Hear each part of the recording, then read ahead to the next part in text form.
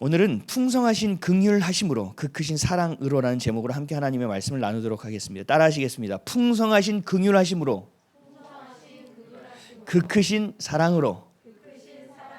에베소서 16번째 시간입니다.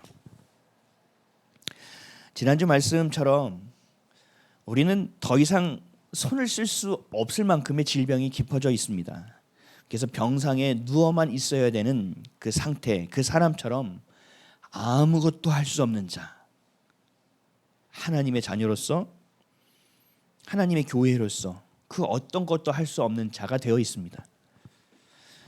그럼에도 불구하고 그 몸을 일으켜, 그 생명 없는 몸을 일으켜 세상의 온갖 지식과 물질, 그 세상의 즐거움에 빠져 살아갑니다. 하나님의 것, 생명에는 아무런 관심조차 없는 그런 인생을 살아가는, 소위 말해서 정말 동물과 같은, 고깃덩이와 같이 살아가는 존재, 그렇게 살 수밖에 없는 것이 우리입니다. 죄로 말미암아 구원과 생명과 하나님의 전혀 관심조차 없는 우리를 하나님은 구원하셨습니다. 이게 놀라운 거예요.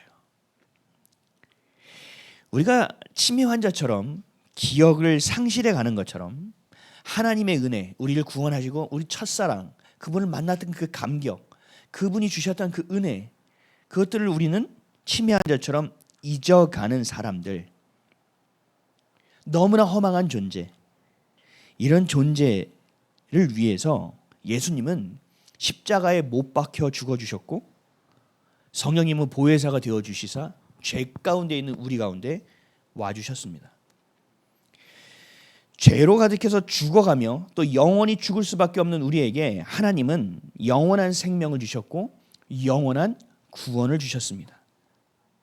그것도 우리가 원하지도 않았음에도 불구하고 그렇게 행해 주셨습니다. 이것이 바로 하나님 아버지의 긍휼이에요. 이 긍휼이란 단어가 얼마나 깊은지 몰라요. 우리는 이것 때문에 살아있는 거고, 이 긍휼 때문에 우리는 소망을 가질 수 있는 것입니다. 이 하나님 아버지의 긍휼하심으로 우리는 구원을 받게 되고, 하나님의 아들, 하나뿐인 하나님의 아들이 이 땅에 오셨고, 또 보혜사 성령님이 우리와 함께하고 계시는 겁니다. 우리를 이렇게 불쌍히 여기는 아비의 마음, 그 아버지의 마음이 바로 긍휼입니다. 너무나도 큰 은혜이며 사랑입니다. 그런데 하나님은 왜 우리를 이토록 긍휼히 여기는 걸까? 여러분들이 언제 하나님께 긍휼히 여겨달라고 했나요? 하나님을 모를 때? 그렇지도 않았음에도 불구하고 왜 하나님은 우리를 이토록 긍휼히 여기는 걸까? 하나뿐인 아들까지 보내면서.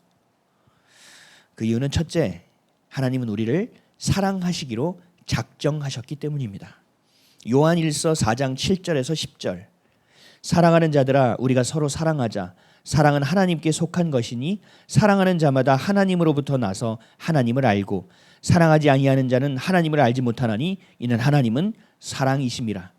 하나님의 사랑이 우리에게 이렇게 나타난 바 되었으니 하나님이 자기의 독생자를 세상에 보내심은 그로 말미암아 우리를 살리려 하심이라. 사랑은 여기 있으니 우리가 하나님을 사랑한 것이 아니요 하나님이 우리를 사랑하사 우리 죄를 속하기 위하여 화목제물로 그 아들을 보내셨음이라. 아멘. 하나님이 우리를 사랑하기로 작정하셨기 때문에 하나님은 그 긍휼을 우리에게 주셨다라는 거예요. 여러분, 사람들에게 이렇게 전도할 때 저는 사형리를 그렇게 좋아하지는 않아요. 사형리를 전도하는 거 아시죠? 처음에 가면 뭐 하는지 아시죠? 당신은 죄인입니다 그래요. 제가 전할 때는 몰랐거든요. 저도 많이 전했어요. 근데 어느 날 횡단보도에 서 있는데 어떤 분이 전도를 하더라고요. 교회가 새로 생겨서 막 전도하러 전도팀이 나왔나 봐요. 지원팀이. 근데 횡단보도에 누가 서 있는데 옆에서 저기 안녕하세요 잠깐 얘기해도 돼요 그러는 거예요. 뭐 하세요? 그러니까 당신은 죄인입니다. 그러니까 이 사람이 벙 찌는 거예요. 이 사람이 사실 자기가 어제 죄를 지었거나 오늘 가다가 뭔가 죄를 지었다면 이 사람 정말 화들짝 놀랄 거예요. 도망갈지도 몰라요. 아니면 그 사람을 때릴지도 몰라요. 당신을 거기다 끝나지 않아요. 당신의 죄를 위해서 하나뿐인 하나님 아들 예수님이 이 땅에 오셔서 당신을 위해서 그 죄 때문에 십자가에 달려 죽으셨습니다. 진리죠. 이거 맞잖아요. 성경을 정말 추격해 놓은 진짜 진리잖아요. 근데 처음 듣는 사람이 이걸 들으면 어떻게 될까요? 뭐야? 뭐 하자는 얘기야? 아마 이렇게 얘기할 거예요. 저 죄송한데요. 제가 죽어달라고 하지 않았거든요. 뭐 이렇게 얘기할 수도 있을 거예요. 또 이렇게 얘기할 수 있죠. 너는 죄인 아니니? 피차 죄인 아니겠어? 근데 오늘따라 왜 이렇게 기분 나쁘게 그래? 싱글싱글 웃으면서 이렇게 기분 나쁠 수도 있죠. 그러면 또 우린 전도할 때 이거 말고 또 이렇게 전도해요. 저는 이게 너무 거슬려져 가지고 이렇게 얘기했거든요. 하나님이 당신을 사랑하십니다. 그래요. 그러면 또 이렇게 얘기해요. 저 사랑해달라고 한 적 없어요. 충분하거든요. 나 저 그 사랑까지 받을 필요는 없는 것 같아요. 제가 언제 사랑해달라고 했나요? 라고 얘기해요. 매우 상식적인 말이잖아요. 그렇죠? 그들의 말을 잘 생각해 보세요. 이 땅에서는 굉장히 상식적인 말이라니까요. 그렇게 반응할 수밖에 없어요. 우리는 원하지도 않았어요. 그렇게 구하지도 않았어요. 하지만 하나님은 우리를 구원하기로 작정하셨다는 거예요. 오늘 보면 4절 한번 볼까요? 시작. 긍휼이 풍성하신 하나님이 우리를 사랑하신 그 큰 사랑을 인하여. 아멘. 하나님의 긍휼하심, 우리를 불쌍히 여기는 그 아비의 마음으로 우리를 구원하기로 결정하신 거예요. 그 무엇보다도 사랑하기로 작정하셨다는 거예요. 이것이 우리를 사랑하신 하나님 아버지의 큰 사랑이에요. 길이와 너비와 높이와 깊이를 알 수 없는 그 놀라운 사랑, 끝없는, 끝을 알 수 없는 사랑이라는 거죠. 그 큰 사랑으로, 그 큰 한량없는 긍휼하심으로 저와 여러분을 구원해 내신 겁니다. 그 여정을 오늘도 이끌고 계신 겁니다. 에베소서 2장 8절에서 9절은 이렇게 말씀합니다. 너희는 그 은혜에 의하여 믿음으로 말미암아 구원을 받았으니 이것은 너희에게서 난 것이 아니요 하나님의 선물이라. 행위에서 난 것이 아니니 이는 누구든지 자랑하지 못하게 함이라. 아멘. 그래서 말씀하는 거예요. 먼저 구원받은 자들, 하나님의 사랑을 받은 자들은 자랑할 것이 없다. 왜요? 하나님이 구원하기로, 사랑하기로 작정하신 거지, 우리가 그런 선함을 했기 때문에, 그런 선을 행했기 때문에 하나님이 구원을 작정하신 것이 아니라는 거예요. 그래서 이거는 하나님의 선물이다. 누구에게나 하나님이 주실 수 있는 선물이다. 그리고 이러한 긍휼과 사랑을 우리도 거저받았으니, 어떠한 행위로 받은 것이 아니라 주셨으니 우리도 그 긍휼과 사랑을 어떻게 해야 된다고요? 누군가에게 거저 줄 수 있어야 된다. 이것이 뭐예요? 복음이에요. 이걸 우리는 전도라고 얘기해요. 이 전도를 가지고 울타리를 넘어 나아가는 것을 선교라고 얘기하는 거예요. 그리고 이것이 바로 우리의 삶의 가장 원초적인 존재의 이유입니다. 우리가 받은 긍휼하심과 사랑을 흘려보내는 저와 여러분 되시기를 주님의 이름으로 간절히 축복합니다. 하나님 우리를 긍휼히 여기시는 두 번째는 하나님께서 우리를 지으셨기 때문이에요. 이거 무슨 말이냐면, 모태 전부터 하나님 우리를 지으실 때 우리 안에 하나님의 것을 넣어 놓으셨어요.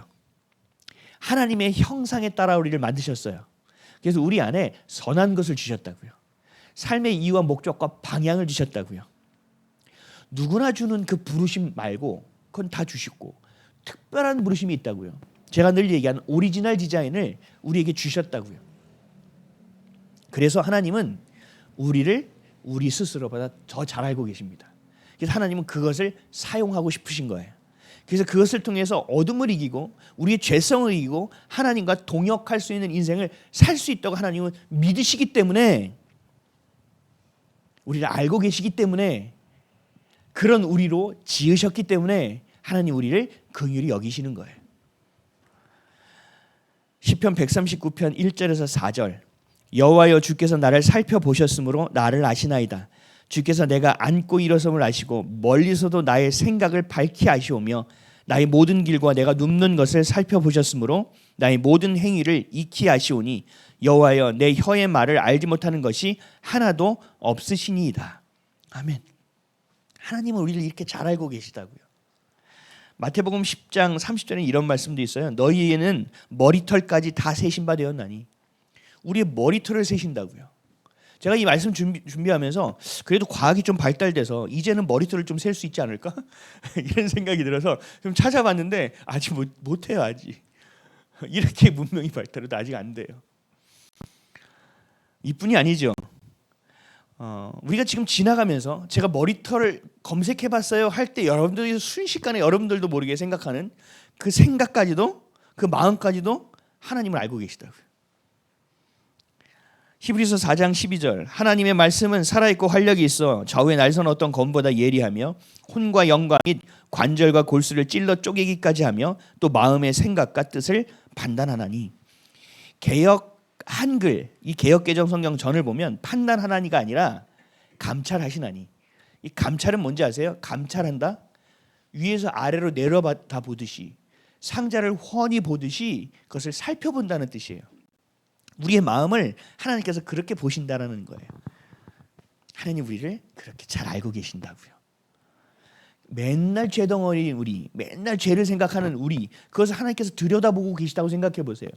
하나님 얼마나 견디기 어려우시겠습니까? 그럼에도 불구하고 우리 가운데 누가 와주셨어요? 보혜사 성령께서 와 계시잖아요. 이게 얼마나 기적적인 일인지 모르고 얼마나 큰 은혜와 긍휼과 사랑인지 모릅니다. 내가 선한 일을 했어요. 남들이 다 야 진짜 잘했다. 진짜 선한 일을 하는구나. 저 사람은 뭔가 달라도 다르구나. 해도 하나님은 그 마음을 보셔서 이 사람이 진짜 하나님이 주신 긍휼하심으로 그 선한 일을 했는지 내 만족이 거기에 섞여 있는지를 알고 계시는 분이라는 거죠. 내 마음의 동기가 조금이라도 내 것이 섞여 있는 것까지 주님은 알고 계신다는 겁니다. 우리는 하나님 그렇게 말씀을 하나님 저 절대 아닌데요? 근데 하나님이 맞아. 그럼 우리 어떻게 할까요? 대부분 승질내요. 와 이거 뭐 어떻게 보여줄 수도 없고. 주님은 다 보인다니까요. 그래서 하나님의 말씀을 대할 때 여러분들 어떻게 하셔야 돼요? 진리로 대해야 된다고요. 이때는 이 말씀은 맞고 오늘은 좀 이 말씀은 좀 아닌 것 같고 이 구절은 좀 맞는 것 같아. 지금 시대는 요건 좀 아닌 것 같고. 이게 아니란 말이에요. 하나님의 말씀은. 내 안에 어둠도 보시고 내 안에 어둠이 무엇인지도 알면서도 온전히 생각하지도 못하고 온전히 행하지도 못하고. 여러분들 그 모습을 스스로 보면 어떠세요? 내 모습을. 괴롭다니까요. 모를 때는 그냥 그렇게 살았는데 알고 나면 이게 더 괴로운 거예요. 근데 우리 안에 계신 주님은 얼마나 괴로우실까? 얼마나 아프실까? 상상할 수 없습니다. 그럼에도 하나님은 우리에게 풍성한 긍휼하심으로 그 크신 사랑으로 우리를 품으십니다. 그 이유가 뭐라고요? 주님은 지금 허망하게 살아가고 있는 죄로 얽히고 매이고 묶여있는 나를 보고 계시는 것이 아니라 하나님이 우리에게 주신 그 선한 오리지널 디자인을 통하여 영혼에게 생명을 전하고 복음을 전하고 살리는 그 성경에서 말하는 그 선한 일을 할 수 있는 자로 만드셨고 그 일을 할 것으로 보이시고 그 일을 하고 있는 내가 보이기에 주님은 낙심하지 않고 우리를 그 선함으로 붙들고 이끌어가고 계신다는 거예요. 내가 나의 죄를 보고 내가 넘어져서 또 넘어진 나 스스로를 볼 때도 너무 괴롭고 너무 낙심되는데 또 내 가까이 있는 사람이 예수를 믿어요. 믿으세요. 해서 전도가 돼서 정말 믿게 됐어. 내 자녀가. 근데 얘가 2주 다니다가 또 교회를 안 다니네. 2주 동안 신나다가 어떻게 돼요? 점점 낙심으로 떨어져 가는 거죠. 야, 이 사람은 절대 그렇지 않을 거라고 생각했는데 이 상황은 절대 그렇게 변하지 않을 거라고 생각했는데 라고 했던 것이 점점 무너질 때 우리는 낙심한다고요. 실망한다고요. 근데 하나님은 절대 그렇지 않으신다는 거예요. 그럴지라도 주무시지도 졸지도 않으시며 불꽃 같은 눈동자로 우리를 지켜보시고 우리를 구원하시기 위해서 애쓰신다는 거예요. 지금 이 순간도. 그래서 성령께서 하시는 일에 우리의 성질과 우리의 생각과 우리의 의와 우리의 기준으로 자꾸 판단하는 죄를 범해서는 안 된다는 얘기예요. 지금도 그 모태전부터 지금까지 그 우리와 함께 하시는 하나님께서 그 일을 행하시는 것에 절대로 해방해서는 안 된다는 얘기예요.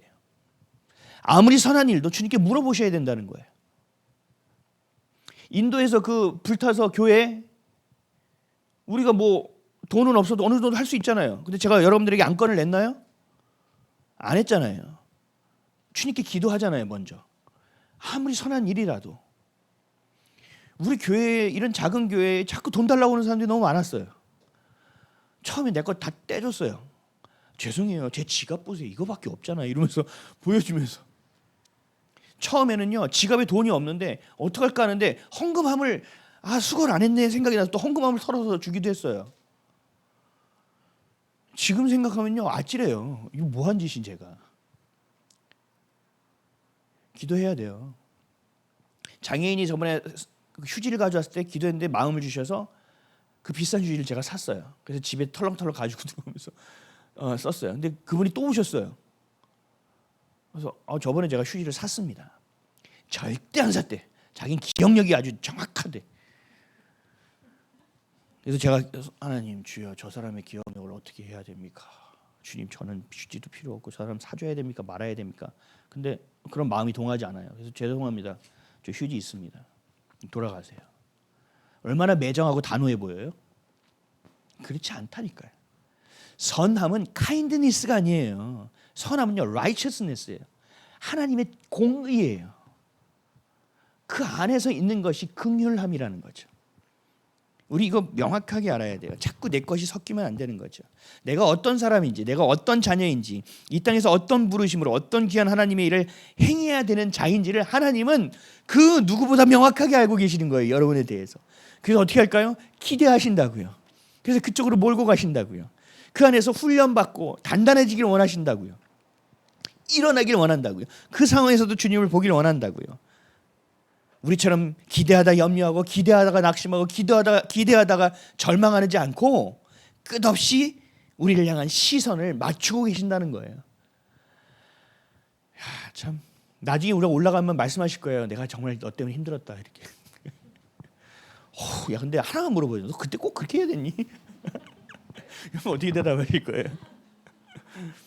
하나님의 시선은 그렇지 않죠. 그렇죠? 스바냐 3장 17절. 우리를 보시는 하나님의 시선이에요. 너희 하나님 여호와가 너희 가운데 계시니 그는 구원을 베푸실 전능자이시라. 그가 너로 말미암아 기쁨을 이기지 못하시며 너를 잠잠히 사랑하시며 너로 말미암아 즐거이 부르며 기뻐하시리라 하리라. 아멘. 이게 얼마나 상상할 수 없는 사랑이에요. 저와 여러분이 무엇하고 하나님은 이렇게 기대하고 기다리고 계실까? 심지어 그냥 기대하고 기다리는 것만이 아니에요. 보혜사 성령님이 우리 가운데 오셔서요, 우리가 마땅히 기도할 바를 모르니까 친히 기도도 해주신대요. 세상에. 아니, 우리처럼 죄 때문에 도통 변하지도 않고 그 고집, 그 성질머리 맨날 하나님 주실 때마다 이루고 있는 우리가 뭐가 예쁘다고, 이 죄덩어리가 넘어진 데도 또 넘어지고 넘어진 데도 또 넘어지는 이 존재가 하나님 뭐라고 우리를 붙들고 계시냐는 거예요. 하나님 입장에서 제가 전에도 잠깐 얘기했죠. 그냥 포기하고 다 싹 없애고 아무 일도 없었다는 듯이 다시 만드시면 돼요. 그렇잖아요.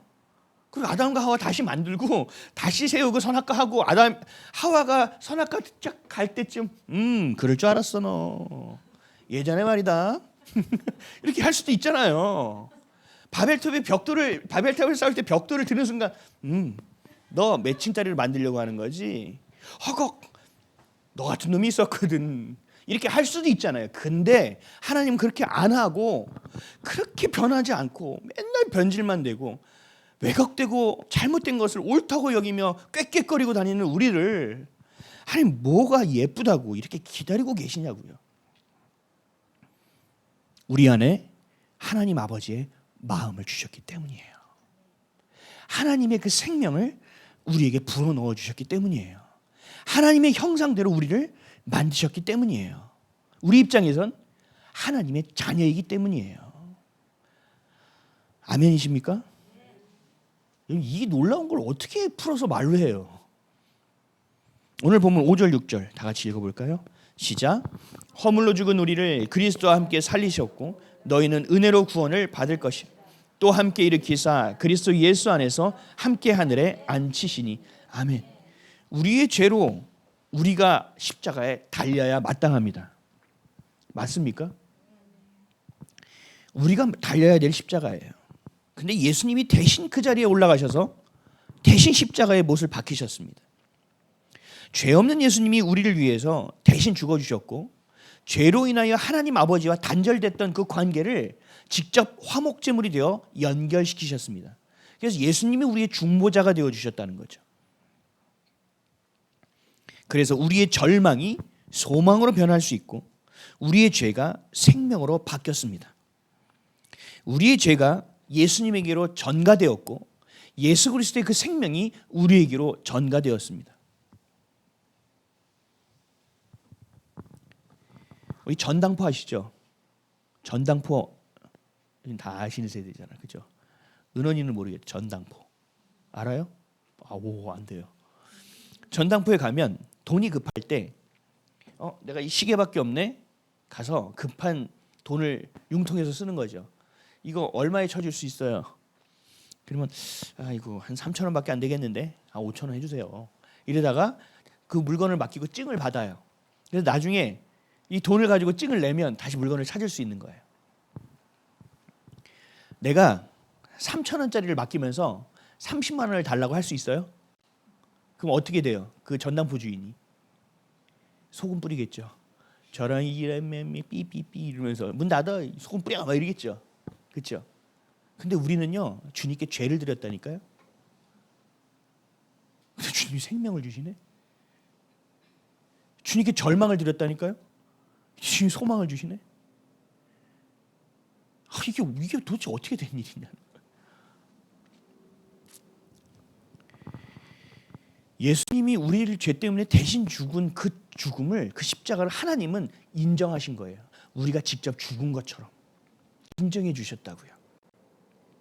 그리고 우리의 영혼과 육체가 완전히 새로운 것이 되는 놀라운 일을 경험하는 것, 이것은 십자가의 은혜로 인함입니다.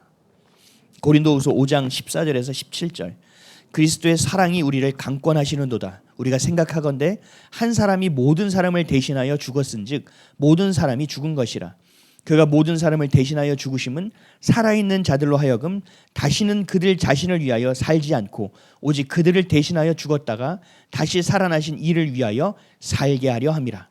그러므로 우리가 이제부터는 어떤 사람도 육신을 따라 알지 아니하노라. 비록 우리가 그리스도도 육신을 따라 알았으나 이제부터는 그같이 알지 아니하노라. 그런즉 누구든지 그리스도 안에 있으면 새로운 피조물이라. 이전 것은 지나갔으니 보라 새 것이 되었도다. 아멘. 십자가로 인하여 우리가 새롭게 되었다라는 거예요. 이 새롭게 되었다라는 것은 옷을 바꿔 입는 것이 아니에요. 그냥 마음만 내가 새롭게 다져 먹었다는 얘기가 아니에요. 어제보다 좀 더 다르게 내가 결정하고 결단하고 행했다는 의미가 아니에요.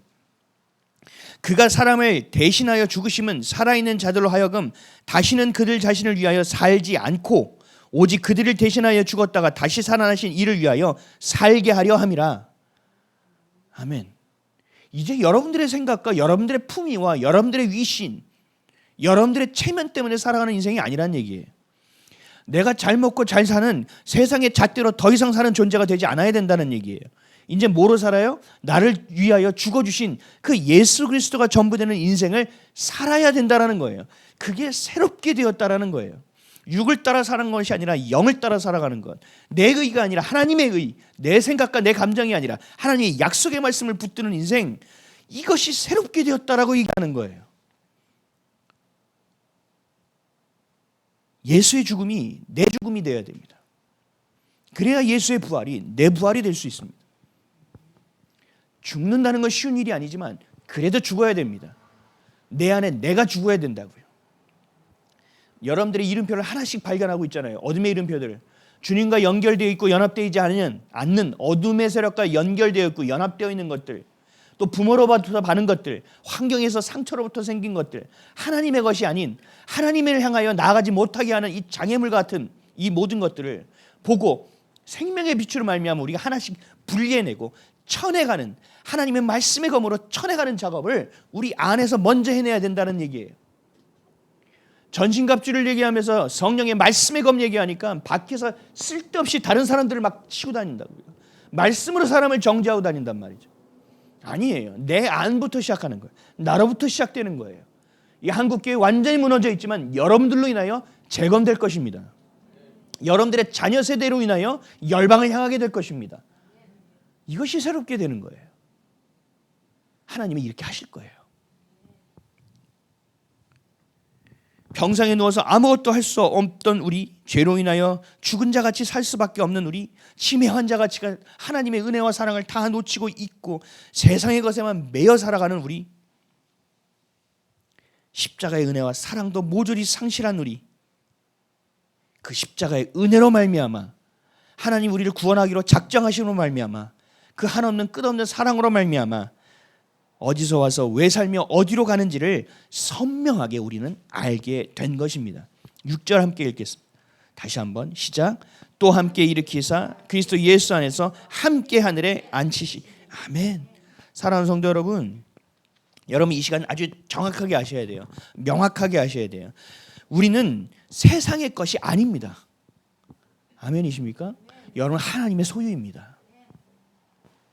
여러분들의 죄의 값을 대신 치러 주셨기 때문에 우리의 소유권은 하나님께 있는 거예요.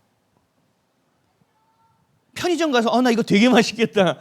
나 전에도 먹어봤고 전에도 샀으니까 지금 가져갈게요. 그러면 그냥 무조건 신고죠. 그렇잖아요? 대가를 치러야 된다니까요. 하나님은 우리에 대한 대가를 치르셨다니까요. 우리의 소유권을 가지고 계시다니까요. 근데 우리의 소유권을 왜 자꾸 어둠에게 내어주냐는 거죠. 이 사람하고 계약해놓고 돈을 여기서 다 받아놓고 왜 이 사람하고 장난질 치냐고요. 이것을 성경에서는 음란이라고 얘기하는 거예요. 이 사람하고 결혼해놓고 나가서 다른 여자 왜 사귀냐고. 결혼해놓고 왜 다른 남자 보고 막 침을 흘리고 있냐고. 이게 음란이란 얘기예요. 하나님은 우리 전부가 돼야죠. 그 소유권을 인정해야지. 우리 신랑이 되셔야 되죠. 내 안에 나는 죽고 내 안에 그리스도만이 사셔야 하는 존재가 우리는 된 거란 말이죠. 우리의 시민권은 예수님과 함께 하늘에 있다는 거예요. 여러분들의 시민권은 그렇기에 천지를 지으신 하나님 앞에 우리는 자녀로서 담대히 나아갈 수 있는 것입니다. 이 땅에서 하늘의 뜻을 붙들고 사는 존재, 썩어 없어질 것을 붙드는 것이 아니라 영원한 것을 향하는 그 영원한 하나님의 나라를 향해 살아가는 존재, 바로 저와 여러분입니다. 우리의 호흡이 닿는 날, 신랑 되시는 예수 그리스도가 이 땅에 오시는 그날, 우리는 하나님 나라에 함께 거할 것입니다. 예수 안에서 함께 하늘에 있어야 하는 존재라고요. 왜요? 하늘나라의 시민권을 가진 존재니까요. 사도 바울이 죄 없는 사도 바울을 죄가 있다 하여 재판할 때 사도 바울이 어디로 끌려갔습니까? 재판을 받으러 로마로 끌려갔잖아요. 왜요? 로마의 시민권을 가진 자였기 때문에. 우리는요, 하늘의 시민권을 가진 자이 하나님 나라에 가야 되는 것이 마땅하지 않습니까? 아멘이십니까? 네, 우리 마지막 7절입니다. 시작. 이는 그리스도 예수 안에서 우리에게 자비하심으로써 그 은혜의 지극히 풍성함을 오는 여러 세대에 나타내려 하심이라. 아멘. 이 십자가가 나만을 위한 십자가에 머물면 안 된다는 얘기예요. 하나님 주신 큰 은혜와 이 한량없는 사랑이 내 안에서 내 소유가 돼서 그냥 머무르면 안 된다는 거예요. 고여 있으면 안 된다는 거예요. 하나님의 소유와 하나님의 백성을 향한 것이 돼야 된다는 거죠. 여러분들의 가정에서 여러분만 신앙이 있다면 여러분들은 제사장입니다. 선민입니다. 이스라엘 백성에게, 지금도 유대인에게 하나님 예수 그리스도를 전하면 어떻게 되는지 아세요? 큰일 날 일이 생깁니다. 그 사람은 우리를 이단으로 봅니다. 자기가 하나님께 선택됐는데 자기가 하나님께 선택됐다고 얘기하는 거예요. 이거 어떻게 해야 돼?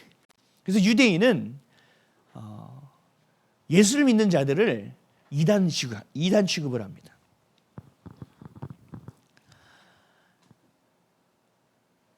우리가 예수를 믿고 그것을 전하지 않으면 그들과 동일한 인생이 되는 거예요. 내게 십자가의 은혜가 있었다. 내게 소망이 있었다. 그 십자가의 은혜와 그 큰 그 긍휼하심을 내가 경험했다. 흘려야 된다는 거죠. 자녀에게, 이웃에게, 아랫집, 윗집, 옆집, 양쪽 내가 가서 밟는 곳마다 그 은혜가 흘러갈 수 있도록 해야 된다는 거죠. 이웃을 향해 알려야 된다는 겁니다. 이것이 뭔지 아세요? 내 이웃을 내 몸과 같이 사랑할 수 있는 방법입니다. 하나님이 끝없이 말씀하시는 선한 일의 행실입니다. 7절 다시 한번 읽을게요. 시작. 이는 그리스도 예수 안에서 우리에게 자비하심으로써 그 은혜의 지극히 풍성함을 오는 여러 세대에 나타내려 하심. 너에게 준 거는 흘려보내라, 가르쳐라, 지키게 하라.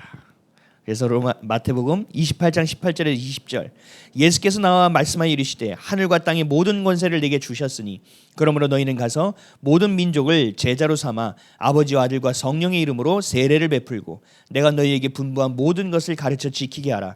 볼지어다 내가 세상 끝날까지 너희와 항상 함께 있으리라 하시니라. 아멘.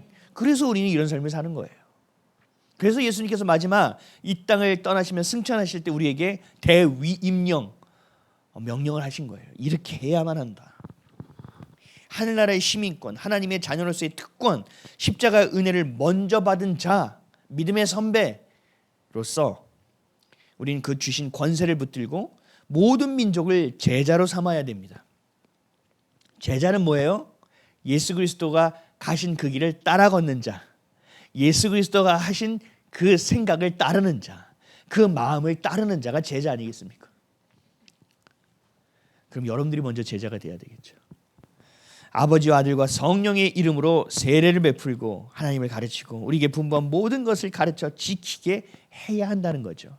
앉아봐, 십계명 외워봐, 이런 수준이 아니라 우리 신명기 6장 쉐마 이스라엘처럼 우리의 이마와 우리의 문설주와 우리의 손목과 하나님의 말씀, 지금 정통 유대인들은 머리 이렇게 가지고 말씀 상자를 붙이고 다녀요, 달고 다녀요. 그 신명기 6장 말씀을 따라서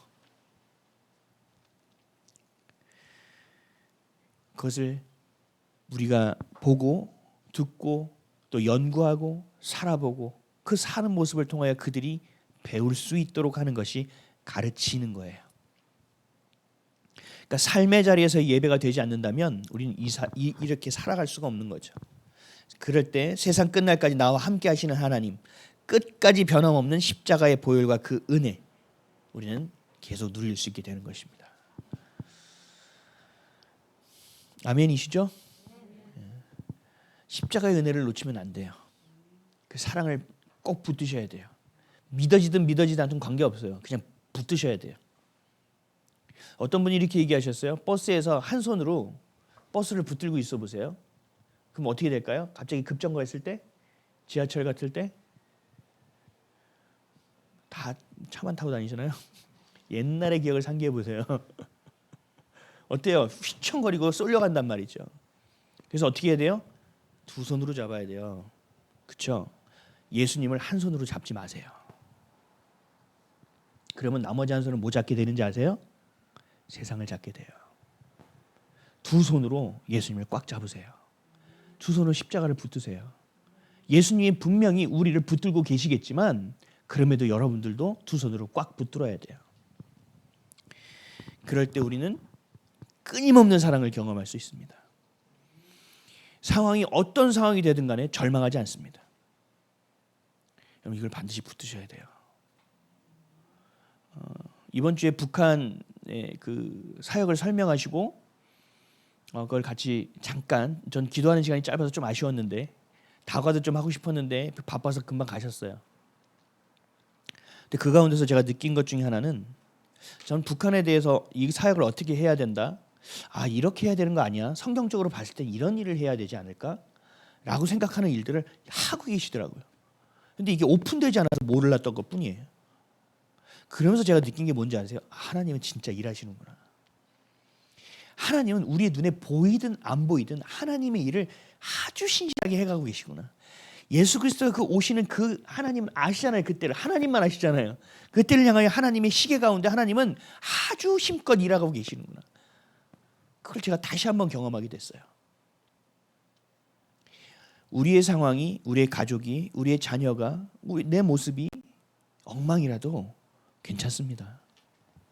그걸 가지고 주님 앞에 나오고 주님께서 일하시기를 구하세요. 그 나를 위해서 죽으셨던 그 십자가의 은혜가 내 자녀에게도, 내가 사랑하는 자에게도, 그 이웃에게도, 이 땅에도, 이 교회에도 다시 부어지는 놀라운 은혜가 있기를 여러분 소망하며 기도하십시오. 그럼 지금도 일하고 계시는 하나님이 반드시 그 일을 성취하실 것입니다. 그 일을 행하시는 이는 여호와입니다. 그 일을 성취하시는 이는 여호와입니다. 반드시 기억하시며 여러분 흘려보내시는 인생 살 수 있도록 늘 예수님만을 오매불망 언제나서나 사모하며 사랑하는 저 여러분 되시길 예수 그리스도 이름으로 간절히 축복합니다. 기도하겠습니다.